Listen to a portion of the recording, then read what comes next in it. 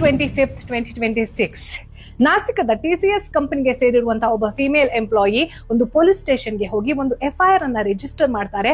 ಅದರಲ್ಲಿ ಹೇಳಿರುವಂತಹ shocking concerns ಅನ್ನ fact check ಮಾಡುವ ಸಲುವಾಗಿ ಅಲ್ಲಿನ ಪೊಲೀಸ್ ಒಂದು SIT ಅನ್ನ ರೆಡಿ ಮಾಡಿಕೊಂಡು ಅಂಡರ್ ಕವರ್ ಆಪರೇಷನ್ ಶುರು ಮಾಡ್ತಾರೆ. ನಾಸಿಕದ ಟಿಸಿಎಸ್ ಕಂಪನಿಯ ಒಳಗಡೆ ಹೌಸ್ ಕೀಪಿಂಗ್ ಅನ್ನೋ ನೆಪವನ್ನ ಇಟ್ಕೊಂಡು 22 ದಿನಗಳ ಕಾಲ ಆ ಆಫೀಸ್ ನಲ್ಲಿ ಏನೇನು ನಡಿಬಾರ್ದು ನಡೀತಾ ಇದೆ ಅದೆಲ್ಲದನ್ನ ಸಾಕ್ಷಿ ಸಮೇತ ರಿವೀಲ್ ಮಾಡುವಂತಹ ಪ್ರಯತ್ನವನ್ನ ಮಾಡ್ತಾರೆ. ಅದರ ಪರಿಣಾಮವಾಗಿ ಇವಾಗ ಏನು ನಾಸಿಕ್ TCS ಜಿಹಾದ್ ಕೇಸ್ ಅನ್ನುವಂಥದ್ದು ಹೊರಗೆ ಬಂತು.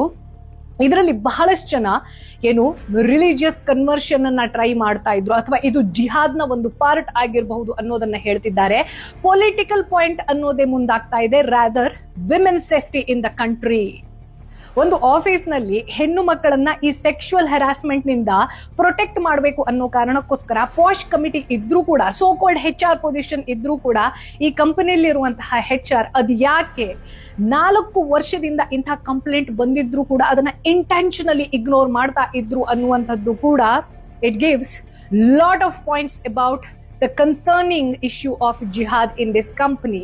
But then ಇದನ್ನ ಇವಾಗ ಬಿಜೆಪಿ ಯಾವ ರೀತಿ ಚೀಪ್ ಪೊಲಿಟಿಕಲ್ ಗೇಮ್ ಆಡುತ್ತೆ, ಬಿಜೆಪಿ ಇದನ್ನ ಪಾಯಿಂಟ್ ಮಾಡ್ಕೊಳ್ಳುತ್ತೆ ಅನ್ನೋ ಕಾರಣಕ್ಕೋಸ್ಕರ ಕಾಂಗ್ರೆಸ್ನ ಯಾವ ನಾಯಕರು ಯಾವ ಪಾಯಿಂಟ್ ಅನ್ನ ಮಾತಾಡಬೇಕು ವಿಮೆನ್ ಸೇಫ್ಟಿ ರಿಲೇಟೆಡ್ ಆಗಿ ಅದನ್ನ ಮಾತಾಡದೆ ತಮ್ಮ ಹಿಪೋಕ್ರಸಿಯನ್ನ ತೋರಿಸ್ತಾರೆ ಅಂತಂದ್ರೆ ಹೌ ಶೇಮ್ಫುಲ್.